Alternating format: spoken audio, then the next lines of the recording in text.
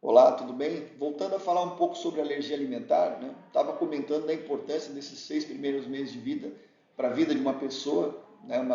Os meses de ouro para evitar a alergia alimentar. E aqui eu volto a falar um pouquinho sobre a questão da microbiota. Então, do sexto mês, sétimo mês de vida, mais ou menos, a gente começa a ter uma introdução dos alimentos sólidos, né? Então, aquela criança que, por exemplo, vinha de um aleitamento materno exclusivo, e agora ela começa a ter uma introdução de alimentos sólidos, ela vai ter uma mudança do padrão da microbiota. Então, a criança que vem com aleitamento materno exclusivo, ela tem a predominância das bactérias que a gente chama de bifidobactéria e lactobacillus.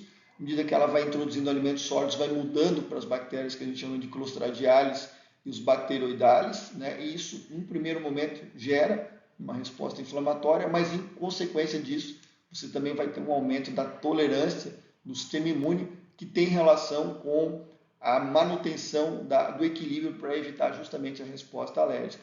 Então, as proteínas da dieta elas não devem chegar inteiras no intestino delgado, né? Elas devem chegar no formato de aminoácidos, que é a menor partícula da proteína, justamente para não sinalizar para o sistema imune, né, uma possível reação alérgica.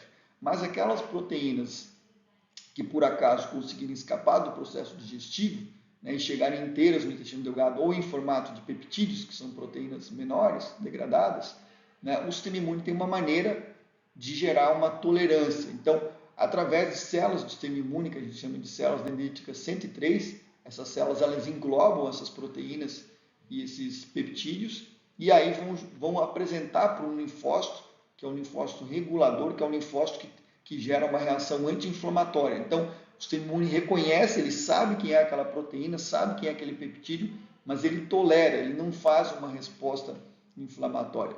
E aqui nesse desenho desse trabalho publicado em 2020, né, na revista Immunity, fala da importância da dieta como um mecanismo regulador justamente dessa tolerância que o nosso sistema imune tem que ter para evitar a deflagração da sinalização da resposta inflamatória alérgica. Então, a importância das fibras fermentáveis, que são transformadas pela microbiota nos ácidos de graxa cadeia curta, e aí os mecanismos que levam ao aumento das células que a gente chama de linfócitos reguladores dessa tolerância oral, a importância dos alimentos ricos em triptofano, como a castanha do caju, a carne de frango, o ovo, a ervilha, a pescada, as amêndoas também, gerando os metabólitos do triptofano pela microbiota, que também vão sinalizar para o sistema imune o aumento da integridade da barreira, do epitélio intestinal. Isso automaticamente também vai gerar uma menor permeabilidade, menos sinalização para o sistema imune.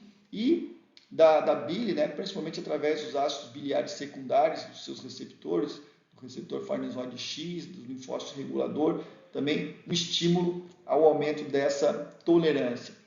Então, o aleitamento materno exclusivo, a proteção ambiental, quer dizer, sem sobrecarga de alérgenos, evitando o excesso de higiene, né? Aquela criança tem que ser exposta ao meio ambiente, às vezes tem um bichinho de estimação, a proteção das vias aéreas respiratórias.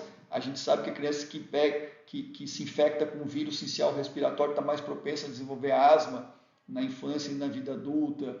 A proteção do trato digestivo, evitando a introdução precoce de proteínas imunogênicas como o leite de vaca, o leite de soja, né, as fórmulas que não são bem hidrolisadas em formato de aminoácido, o estímulo ao parto natural, né, a importância da primeira colonização do corpo humano com bactérias da mãe e não do hospital, a prevenção do uso desnecessário de antiácido, né, se você bloqueia a secreção de ácido clorídrico, você dá mais oportunidade para proteínas e peptídeos chegarem não degradados, não digeridos lá no trato gastrointestinal, no finalzinho, né?